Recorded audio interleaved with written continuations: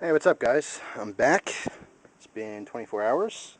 I have my chicken that's been marinating, 4 chicken thighs. A couple things I wanted to mention while my grill's still getting nice and hot here. I just want to reply to some of the comments. One thing, someone said that I should clean my grill, which I did this time. I don't always clean the grill. I don't really think it's a big deal, but I know it's good to start off with a nice clean surface, so just so you know, I do have a brush and I do clean it occasionally. But it's not going to hurt me if I don't. A couple other comments. Oh, washing the chicken.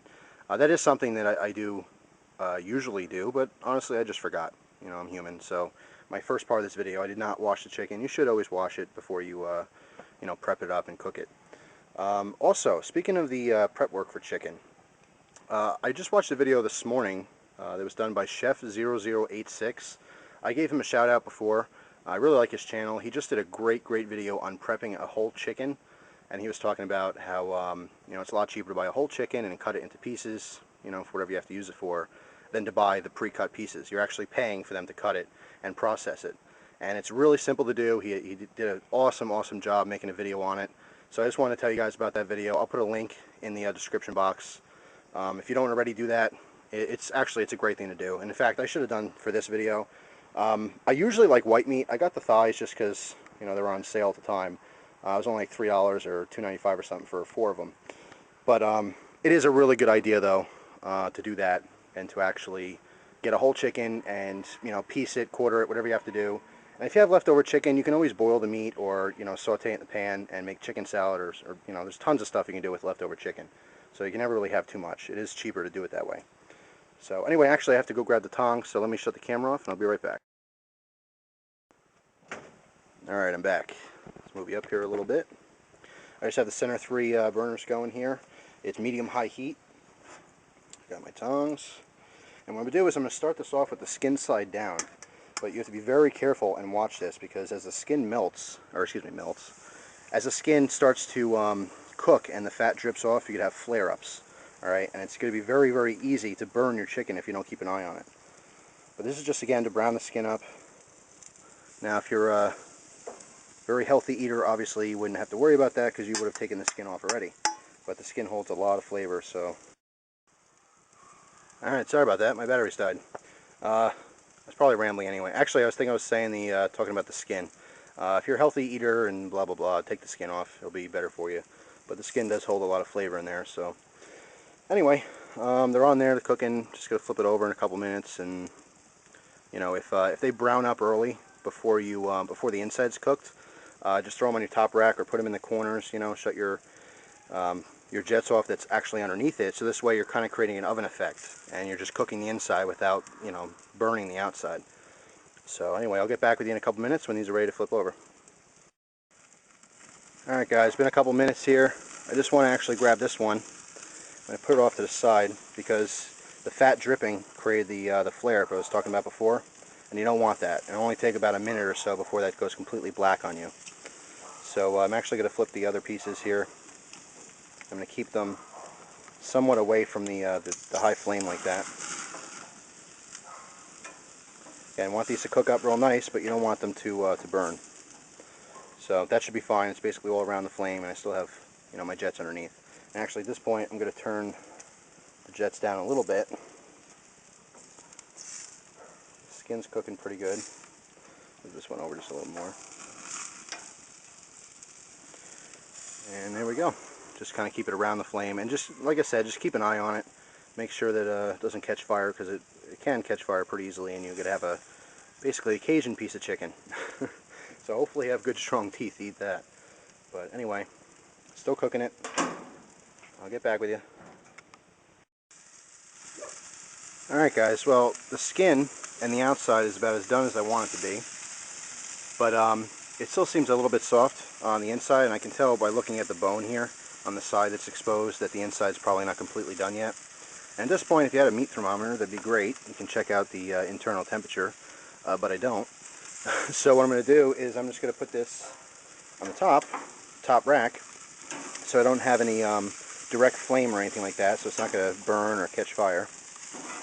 And I'm just going to let it, you know, cook again. Like I said before, kind of an oven effect. Just let the, you know, the heat from the the jets just circulate as I shut the top. So anyway, I'll get back to you once this is on a plate, and I'll give you the taste test and tell you what I think. So, be right back. Alright guys, chicken's all done. Got everything plated up. I'm actually sitting out here by the grill. It's a beautiful night. Although I can't really enjoy myself out here because the black bear we have. I mean, once everyone's grills start firing up, the bears start, wandering around the area, and you gotta kind of always watch your back. So I'll be a little tense during this video, but that's fine. Anyway, got my piece of chicken here. Now you'll notice it is pretty dark, but a lot of the seasoning itself is black. The paste, there's only a little bit of char on here, although it looks like it might be burnt. It's not. And today's cutlery is another Williams Sonoma knife. This is the, I'm probably going to butcher the name, but Kuhn Rikon. It's Kuhnrikon of Switzerland. And this is a ceramic coated stainless steel blade. It comes with a nice little sheet for it. Again, this was less than, I know this was less than 30, I want to say less than 20 at Williams Sonoma. You could probably check out their website, if you don't have an actual store near you. But I'm actually using a knife today. And another comment I always get is, why do I eat or cut my food with my left hand? And I have no idea why. I am a righty, and all of the utility work I do with knives is with my right hand. But when I have food, I always cut with my left hand, my offhand. And I have no idea why. But anyway, let's jump into this chicken and try a piece here, see how it is.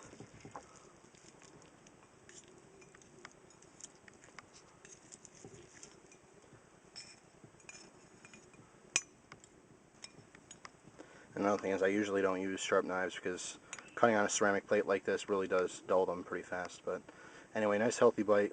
Let's give it a go.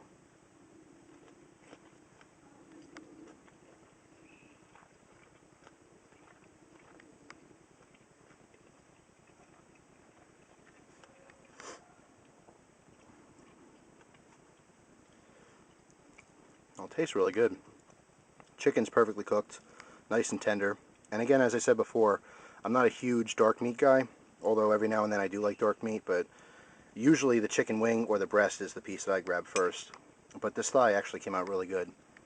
Now the rub, there's just a very, very slight coffee taste to it. It actually just tastes like really good grill seasoning. When I was doing the paste and putting it on everything, it smelled very strong of coffee, but the coffee note has definitely dropped significantly after cooking it. I don't know if that's because of the overnight marinade or what, but you pick up on it, but it's very, very subtle. Don't think it's going to taste like coffee chicken, you know what I mean? But it's very, very good. And it's kind of like, if you guys ever heard of or had Mexican hot chocolate.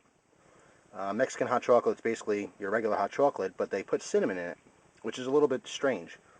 And it's kind of like this. The coffee brings a little something to the, the flavor of the chicken and the rest of the spices. Just like the cinnamon brings a little bit something to the hot chocolate. Also, I don't know if you guys, some of you have probably heard, but some people when they make tomato sauce or even chili, they'll put just a little bit of chocolate in it as well. Which, again, seems really, really strange, but it just brings a little something to it.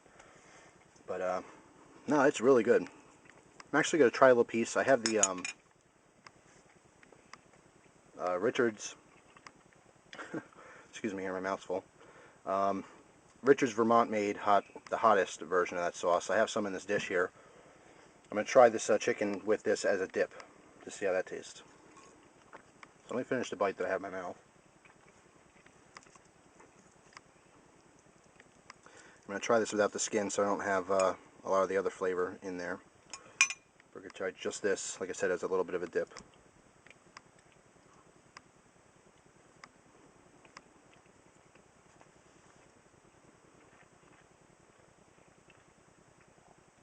Yeah, it's not bad at all. As I said before, the hottest isn't super, super hot. It's not that bad. It has a very ketchup-y base, if you know what I'm talking about. It tastes like, if you make homemade barbecue sauce, at least I've made homemade barbecue sauce, and it tastes similar to this in that it's very ketchup-y at first, but then you pick up on the other flavors, and it's nice and sweet. But anyway, that's it. Just a little side note here. Today's drink of choice is Coca-Cola Zero.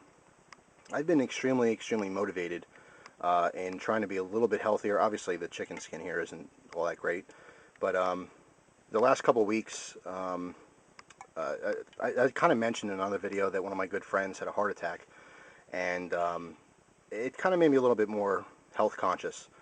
And I'm really doing my best to try to, you know, curve some of my normal, you know, habits, bad habits with food and drink. One thing is I love Coca-Cola, you know, regular Coke, as well as all different kinds of soda. But I'm really trying to cut it out of my diet. I still need some, you know, every now and then with dinner I like something carbonated. And I've been doing tonic water and all kinds of stuff, but I wanted to try this Coke Zero. And I have to say, I don't like it that much. There's just nothing that compares to a regular Coke, you know, or soda. If you're a Pepsi person, Diet Pepsi is just not as good as Diet Coke. It's just not the same.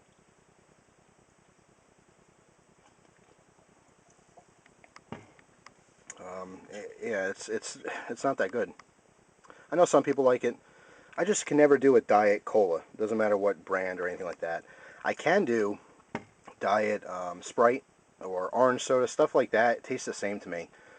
Diet Dr. Pepper is close to regular Dr. Pepper, but still not spot on. But anyway, I'm going to finish my little meal here, and hope you guys enjoyed the video. Again, I'm not going to do a whole lot of cooking videos. I'm actually really trying to focus back on knives. I do have some backlog knives I want to review that I've been using for a while now. And of course, you know, some of my other stuff that you're used to seeing. I'm glad, you know, for the most part, you guys are enjoying the cooking videos. I will have more in the future, but it's not going to be a regular thing. You know, for now, I just want to, you know, give you part 2 since I did talk about, you know, and I obviously posted part 1, so people are going to, you know, wonder what that tasted like. It actually tastes really good. And I don't know if it's just, you know, the cooking on the grill or whatever, but this chicken is very tender. The spices here is supposed to be a meat tenderizer as well, so perhaps it did its job, or, you know, maybe I got lucky and I cooked it right. But it really is very good. So anyway, thanks for watching, guys. I appreciate it. Take it easy.